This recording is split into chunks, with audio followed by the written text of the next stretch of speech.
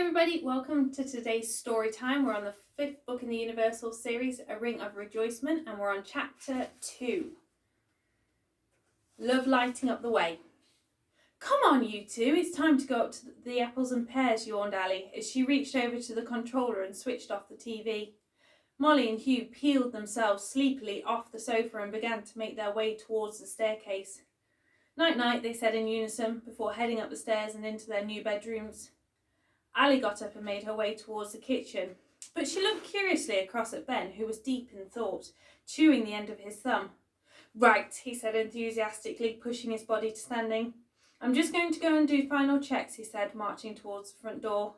He grabbed his coat and boots before disappearing outside into the darkness. Ali finished making her cup of tea.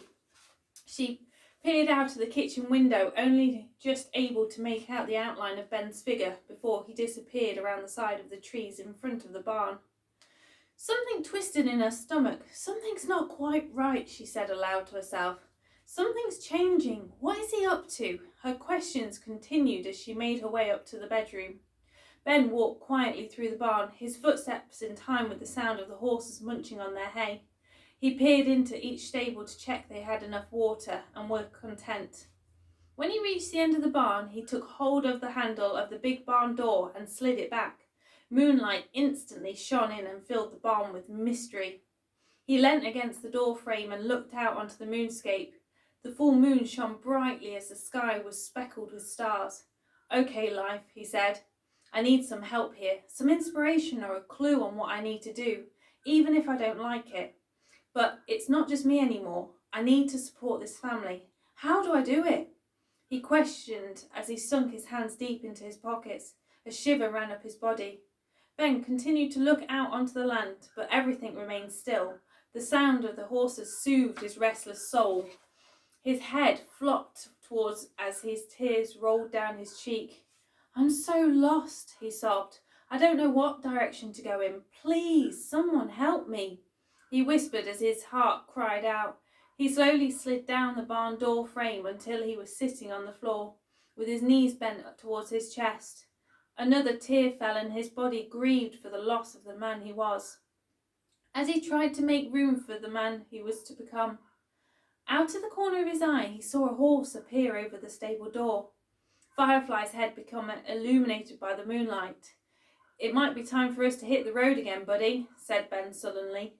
Firefly suddenly kicked the door with her front hoof and shook her head sideways. I know, Ben soothed. I don't want to leave this place either. But I just don't know what else to do. Firefly disappeared back into the stable and reappeared with a mouthful of hay. She threw it over the stable door and into the barn alley. I'm not going to start making hay if that's what you're suggesting, Ben said as he looked at her. Firefly pinned back her ears in protest and continued to stare intensely at Ben, waiting for the same idea to reach his mind. Ben shuffled uncomfortably on the cold floor. He vigorously searched his mind for what Firefly was trying to tell him. A pain began to burn inside of him as he broke eye contact with Firefly and went back to looking out onto the countryside. Firefly stayed motionless as she held her gaze, willing him to remember. Ben felt Firefly's intensity. What is it you're trying to tell me, girl? He asked. How can hay help me? Ben got back up to his feet and pulled the barn door closed in annoyance. He felt the words on the tip of his tongue, yet he just couldn't quite reach them. As he marched back through the barn, Firefly watched him as he went. Sorry, Firefly. I guess I'm just not good enough to figure it out. Firefly lowered her head so that her nose nearly touched the floor as the barn descended into darkness and Ben walked out. Ben slowly made his way back across to the house. His footsteps felt sticky with frustration as he flung words and ideas around in his mind. They bounced around, ricocheting off his skull. I'm missing something, he muttered, and I know it's staring me right in the face. He ran up the steps, but as he took hold of the front door handle, he froze. An idea shot through him like a lightning bolt. He suddenly heard his grandpa's voice. Use your strength. They open the door to receive great gifts from us all. But you have to act first and put in a little effort into believing it will open. You have to push the door open and not just expect it to open by itself. Ben quickly let go of the front door handle and bolted back to the barn. As he opened the door and flipped on the light switch, he saw the horse's eyes flicker at the sudden bright light. He cautiously made his way across to where the hay was stacked. There, hung up, was a finely woven thin piece of rope on a nail. On the beam was a knife in a leather case. His hand shook as he reached across and lifted the knife off the beam. As he slid it out the leather case, the knife handle was wood and deer antler. His fingers traced the tooling of the intricate pattern on the antler, finely filed with a beautiful basket-woven pattern along the edge. Towards the end was the name, Ben, carved into it. He lowered himself down and perched on a bale of hay. As he surveyed the knife, he was transported back to the day he had sat down on the steps of the front porch and made the knife. He felt a sudden rush of pride and joy when he completed it, knowing that it would outlast him and someday be passed on to his son and his son after that. Firefly broke Ben's thoughts as she whinnied in an approving way and stared at him once more. Ben looked up at her and smiled. He continued to recall the day when his grandpa stepped out on the porch next to him, when he was just a little boy. "You have a true gift there, son," he said to him. Ben chuckled. He felt so much love and passion when he made the knives, but when his grandpa had died, he put them and his tools away in a box and shoved it in the very darkest corner of the barn. Ben took a deep breath and put the knife back in its place. He walked across to the corner of the barn that always remained in the dark. He brushed the cobwebs away with his fingertips and reached forwards. They soon found what he was looking for, and he slid out a wooden chest out from the dark and into the light. It screeched as it slid across the floor. His fingers flipped the latch open and it creaked an old sigh. Ben slowly opened the lid and peered inside. There lay the finished and unfinished knives, the leather cases and his tools, all frozen in time, exactly where he had left them the day his grandpa had returned back to the stars.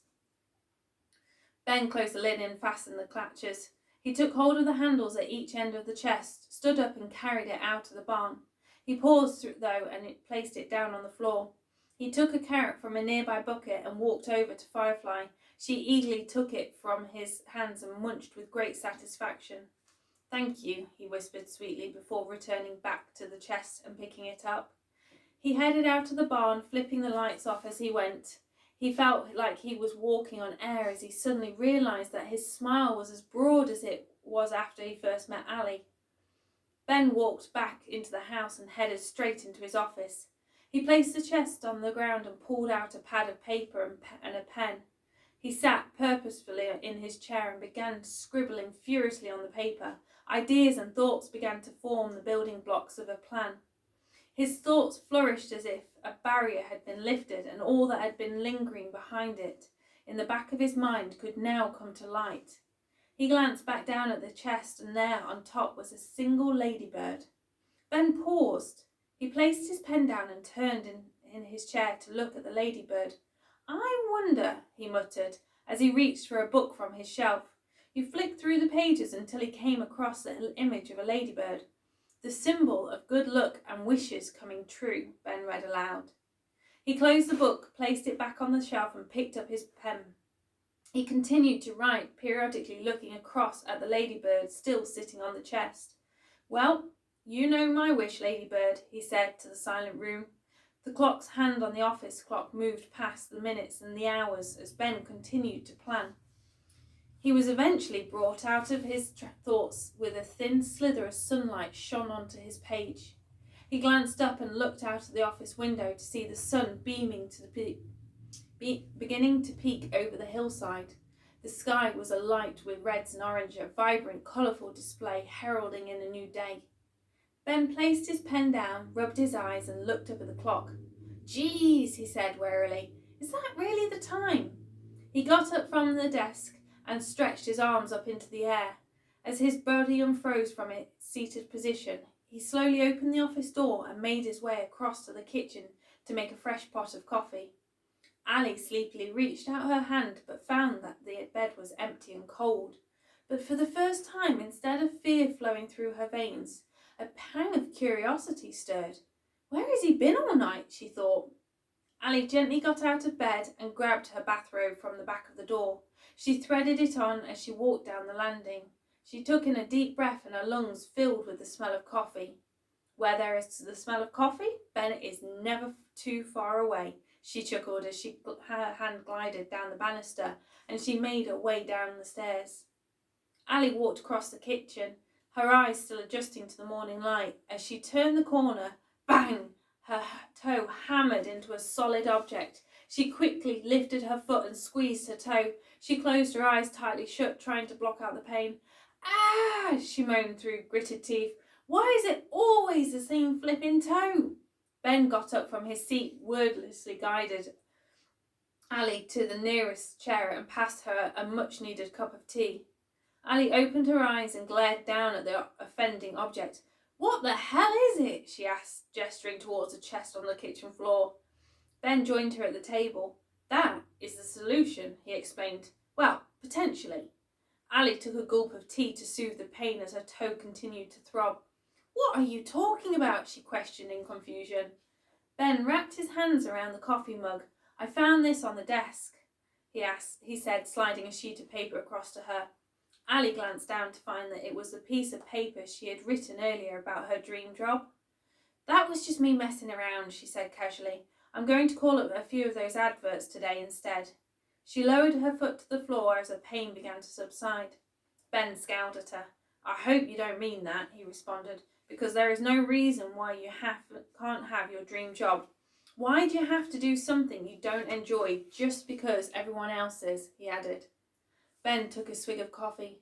Because I want to hire you, he said confidently.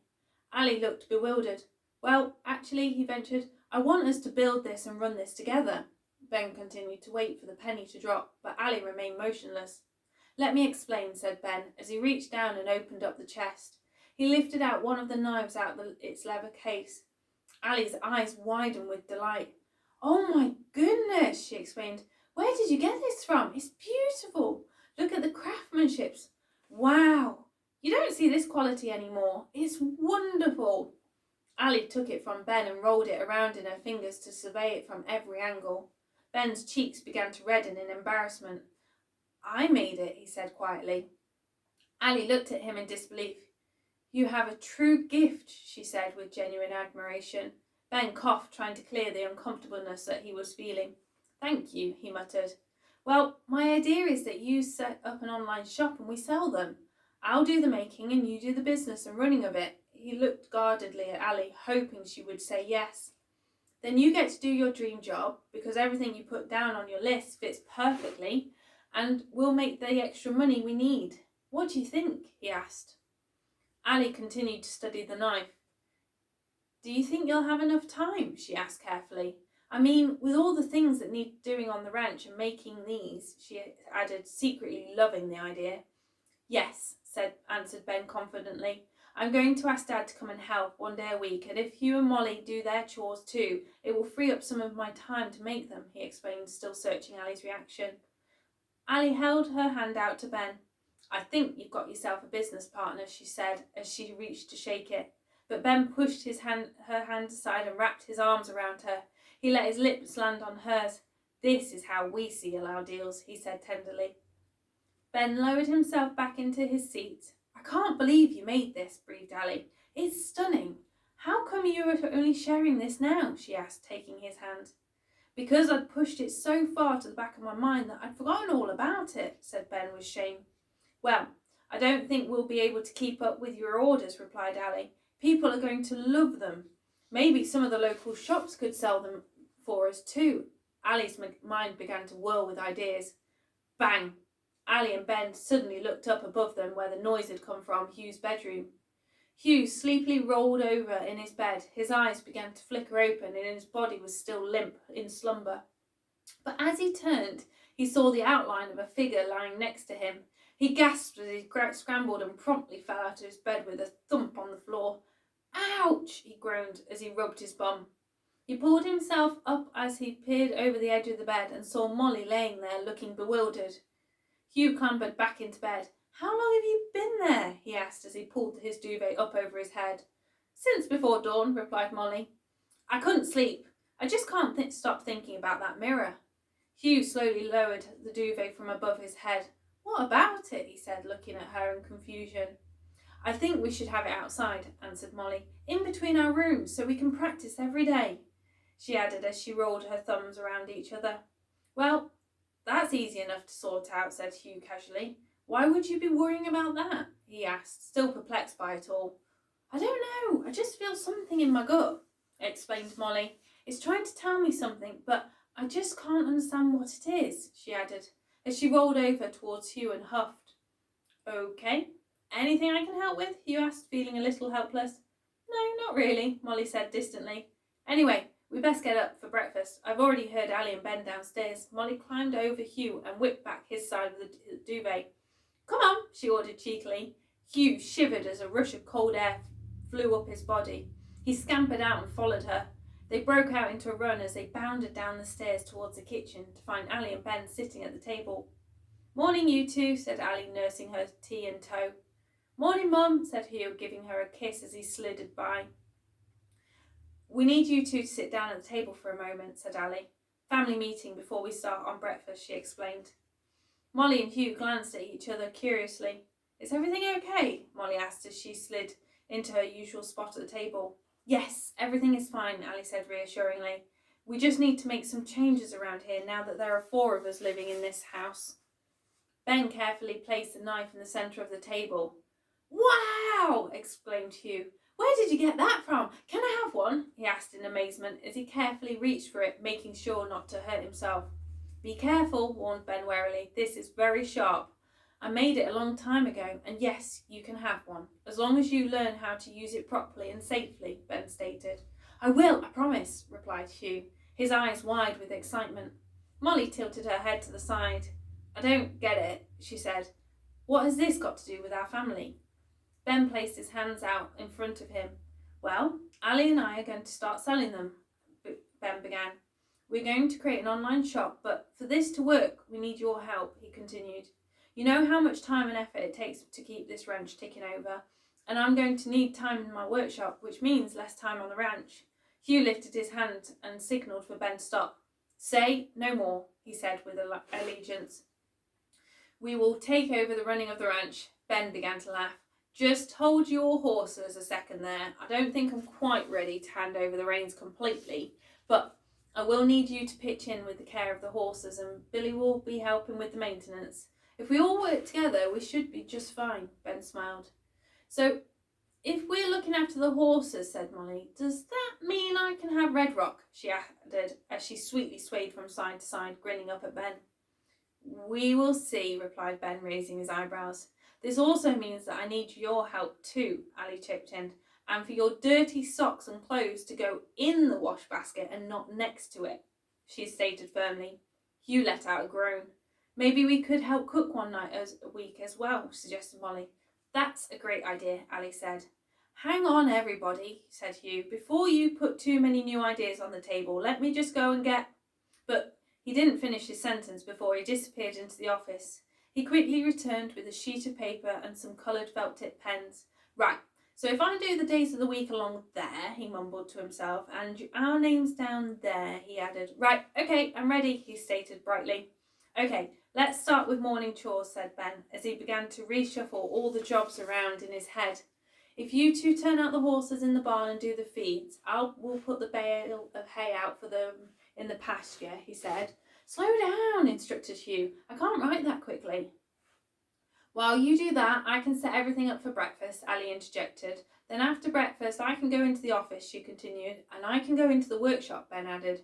Then in the evening, you two muck out the stalls and bring in the horses, and we will see to the cattle, Ben said with a smile as each piece slotted together perfectly.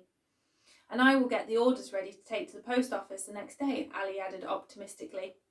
Hugh's pen squiggled across the page. He took a step back and looked at the sheet. I think I got it all, he said with a slight frown. Oh no, what about Billy? Well, put him down for 1 day a week for ranch jobs, said Ben, pointing at Wednesday. Ben looked over the plan. You know what, guys, this may just work, he said with surety. Of course it will work, agreed Hugh with much enthusiasm. What will work? Said a voice from behind them. They turned to see Billy standing at the entrance to the kitchen. Hugh bounced up, stood on his chair and held the piece of paper up. Well, Ben is going to start making and selling these knives, and we are all going to help him around the ranch so that he has some time to do it, he announced excitedly. Billy shot a look across to Ben as he walked over to the coffee pot and poured himself a cup. I thought you were never going to touch that again, he mumbled. Ben scraped back his chair. Why don't you just say that a bit louder, he responded in anger. Billy turned around, his solemn eyes peering over the top of his coffee mug. He took a sip and raised his eyebrows in response. Ben turned on his heels and marched out the door. Billy placed his cup down and followed him outside. Ali, Hugh and Molly rearranged themselves around the kitchen table so they could watch out of the kitchen window. What was that all about? Asked Molly as she watched the tension grow rapidly between Ben and Billy. I'm not sure, Ali replied, but I feel there are more secrets in this box than we have been told about, she stated as she closely studied Ben's expression. Quick, back into position, Hugh instructed, as they watched Billy make his way back into the house and Ben striding out towards the barn. Hugh and Molly pretended to get things ready for breakfast, and Ali sat looking over the new routine. They all listened to Billy grumbling to himself as he walked up the steps and into the house. Molly greeted him by holding out his coffee mug. What was that all about? Molly asked directly. Billy snapped out of his thoughts and stared at Molly. Oh, nothing, he replied, taking a seat at the table. Molly quickly pulled out the chair next to him. It didn't look like nothing, she said. Billy's eyes narrowed as he scowled at Molly.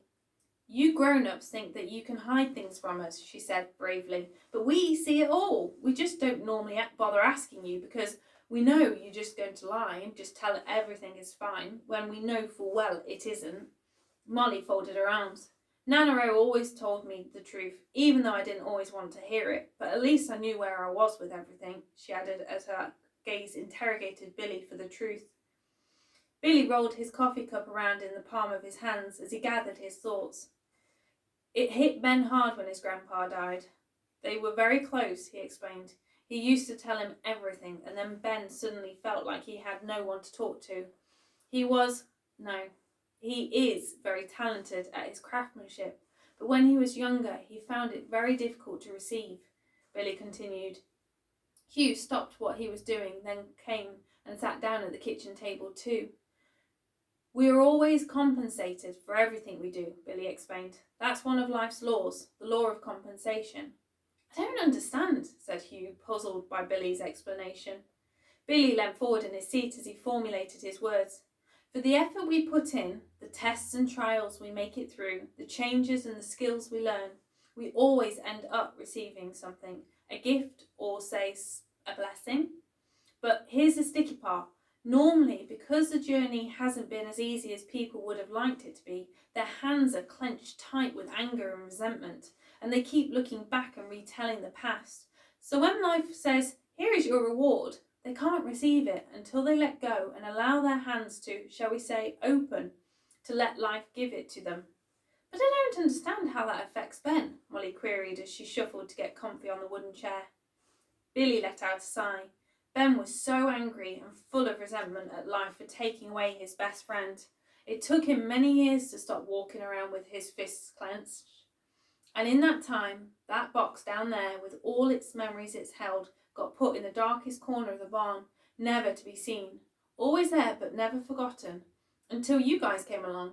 You must have sparked something within him which helped him to learn and remember that he is worth something, and to let go of his anger and resentment. Hopefully, he will now allow himself to receive the decades of gifts that are stacked up, just waiting to come into his life. Billy said, shaking his head. Not that I could tell him that, of course. That man has got the will of an ox at times. Is this the next lesson for us? Asked Hugh as he wiggled in his chair. Billy gave him a momentary smile. Maybe. It's your turn to teach Ben, he pondered. Ali felt a protective passion begin to grow up from her stomach. Right, gang, we know what we have to do.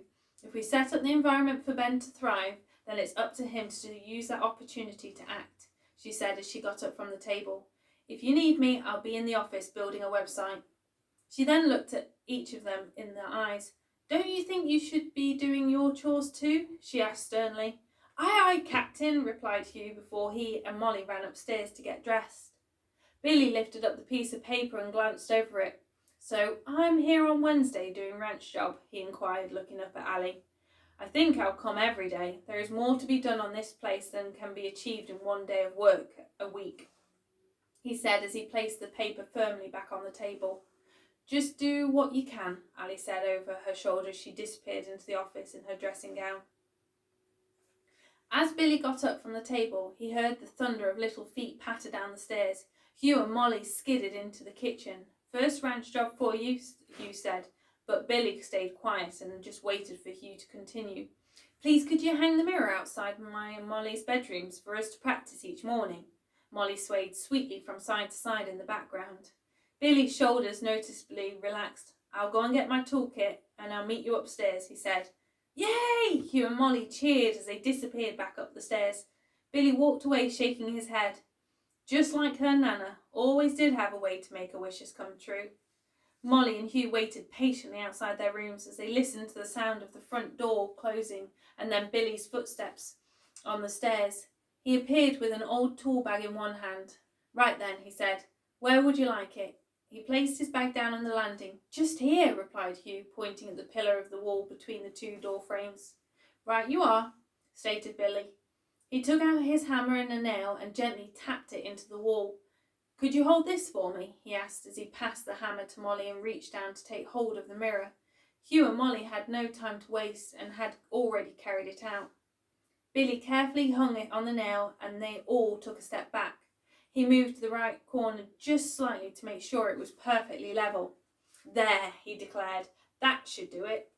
Molly and Hugh stood in front of it and stared into their reflections.